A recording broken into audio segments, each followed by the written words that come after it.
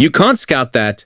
Caitlin Clark's cheeky response about her scouting report Resurfaces. March Madness is in full swing, and college basketball fans are fully immersed in the action.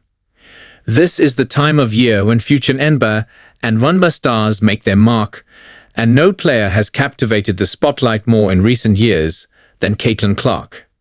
She's been the talking point of the WNBA for a historic rookie season, but that's still nothing compared to how revered she is in college basketball circles. Teet had an unprecedented run in the NCAA. She is the NCAA Division I all-time leading scorer and has earned a place among the all-time greatest collegiate players. With her elite scoring, sharp playmaking, and ability to shoot the ball from long range, Clark helped popularize women's college basketball globally. The Caitlin Clark effect continued after the point guard made her WNBA debut. As fans wait in anticipation for her sophomore season, an old clip of her talking about her abilities has resurfaced. In the clip from the 2023 NCAA Final Four press conference, CC can be heard giving a cheeky response over her scouting report. The report had a lot of positives about her game listed on it, but the most perfect representation of her skill was the report on the Hawekeyes' read and react offense.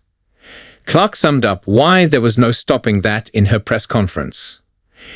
If you just watch my games, not much ever changes. I like to step back, going to the left. The thing that makes it really hard is we run a read and react offense. You never know what's going to happen. You can't scout that, Clark said.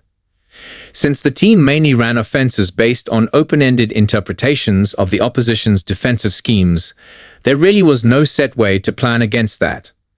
Clark, the linchpin in the whole system, was elevated by her ability to think on her feet and her exceptional basketball IQ.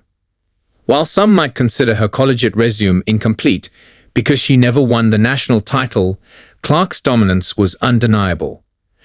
She led the Hawkeyes to back-to-back NCAA championship games in 2023 and 2024. They fell short against LSU, 85-102. and South Carolina, 75-87, but Clark still delivered spectacular performances. She averaged 31.6 points, 8.9 assists, and 7.4 rebounds per game in her senior season, and led D1 in scoring and assists. The previous year, she averaged 27.8 points, 8.6 assists, and 7.1 rebounds per game, and led the division in assists, while being the second-best scorer. Clark was the undeniably best player in the country for 2 straight years, and the hype she generated every time she stepped onto the court was a product of that. The buzz around her name was such that she was being touted as the next face of basketball, even before she made her WNBA debut, going to the Indiana Fever with the first pick. Since then, she has taken over the WNBA. Last season's astronomical boom in viewership has been attributed, in large part, to the Caitlin Clark effect, and that trend is going to continue into next season too. As announced a few days ago, the Indiana Fever have a WNBA record of 41 nationally televised games next season, out of a possible 44. To put into context just how insane a stat that is, the 2024-25 Los Angeles Lakers have 39 nationally televised games in the NBA at 39.